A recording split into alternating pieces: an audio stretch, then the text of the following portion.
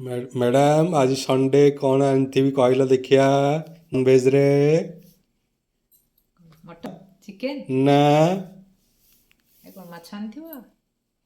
माछ किंतु को माछ कहला देखिया कहला देखी चिंगुड़ी हाँ 100% करेक्ट। अच्छा ठीक अच्छे आज टे चिंगुड़ी राई हो नहीं चिंगुड़ी राई नहीं घांटो चिंगुड़ी कर चलतु आज करवा चिंगुड़ी पोई घांट। चिंगुड़ी को धोई से लुण हलदी लंका गुंड दे गोलई ताको किसी समय पाई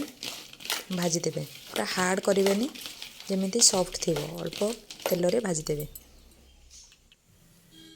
ये चिंगुड़ी पोई घांटे टोटाली सोरिष तेल यूज करी सोरिष तेल आम देहपाई भल कि रिफाइन तेल तो आजिकल यूज करने मना कर समस्ते किंतु किंतु आपण मैंने जो तेल यूज करेंगे से तेल को यूज करेंगे किंतु टी आइंस कला मैंने सोरिष तेल कले तार टेस्ट टी अधिका आसे। आम घरे संडे आसला माने पतिदेव निहाती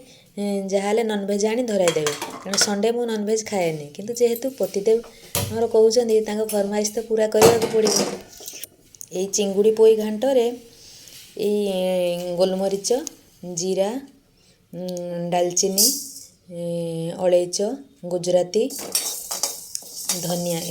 किसी दे टिके भाजी दे ताकू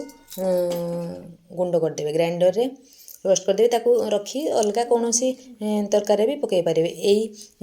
गुंड को पकईले तरकार स्वाद आहरी बढ़ेदेव।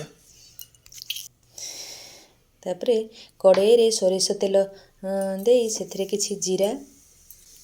फुटला पर पियाज पकईदेवे पियाज पकई टिके पियाज लाल हो गले दुईटा तेजपत्र तापर कटा होता परिवा को पकाइबे परिवा भितर आलू कखारू जह्नी बैगण आपण बरगुड़ी खुंब आलू भी पकाई पारे आपण हिसाब रे परिवा पकाइबे किंतु आलू कखारू आ बैगण निहाती पकाइबे से परिवा को टिके भाजी दे लुण हलदी लंका गुंड पकाई टिके चलाई देबे।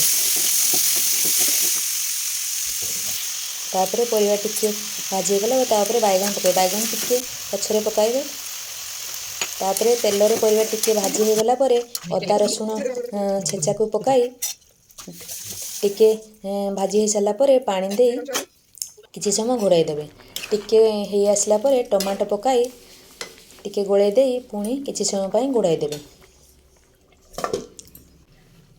घोड़णी को काढ़ीदेवे टिके परिवा सिझी आसलानी तापरे पोई शाग को पकाई देबे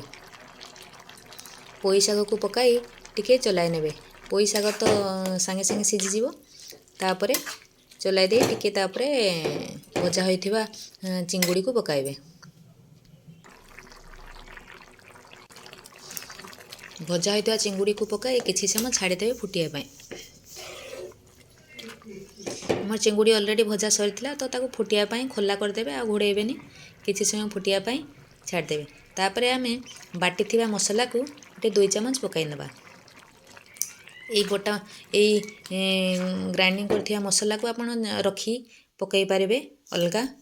तरकारी रे पकाइबे लास्ट रे धनिया पत्र सहित गार्निश करिवे। प्रस्तुत हो गला चिंगुड़ी पोई घांट स्टाइल रे तिने करिकी खाइबे यदि पसंद लागिला तार लाइक शेयर एंड सब्सक्राइब करिया पाई भूलिबे नहीं। जय जगन्नाथ सांग माने।